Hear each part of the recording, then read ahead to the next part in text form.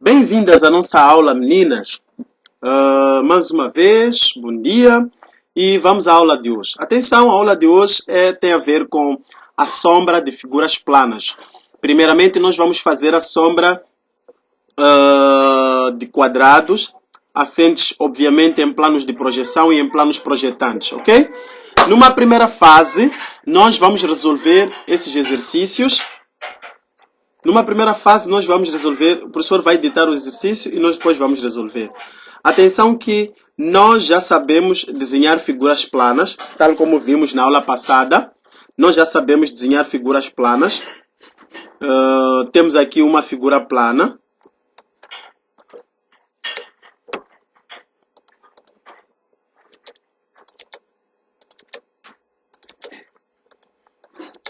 Nós já sabemos desenhar figuras planas. A única coisa que nós precisamos fazer,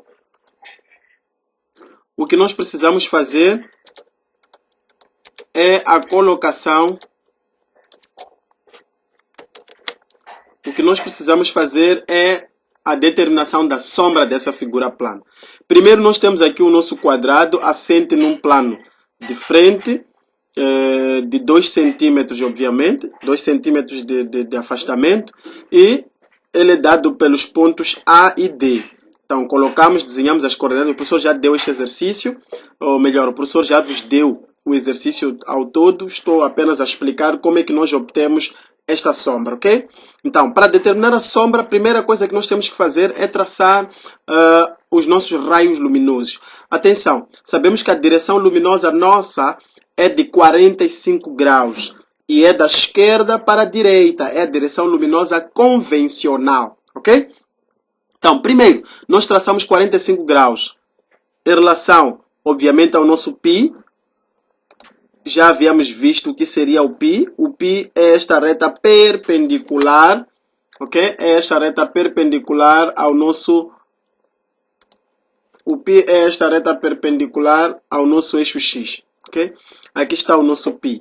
Então, em relação ao π, temos aqui 45 graus, 45 graus. Então, já temos aqui 45 graus para o ponto B. Então, o que toca primeiro o eixo X? É o ponto B1 ou melhor, é a projeção B1 ou a projeção B2? É a projeção B1. Então, tocou primeiro, subiu. Ao subir, temos que ele deve ir até o ponto onde interseta com o raio luminoso que vem de B2. Então, aqui será, vamos chamar ele de BS2. Já tínhamos visto isto, obviamente. Vou pintar aqui só para nós podermos diferenciar. Já temos aqui o nosso BS2. Teremos também, de igual maneira, o nosso CS2. Teremos o nosso DS2, o procedimento é o mesmo, e o nosso AS2, ok? Vou aqui só mudar os nomes para poder facilitar.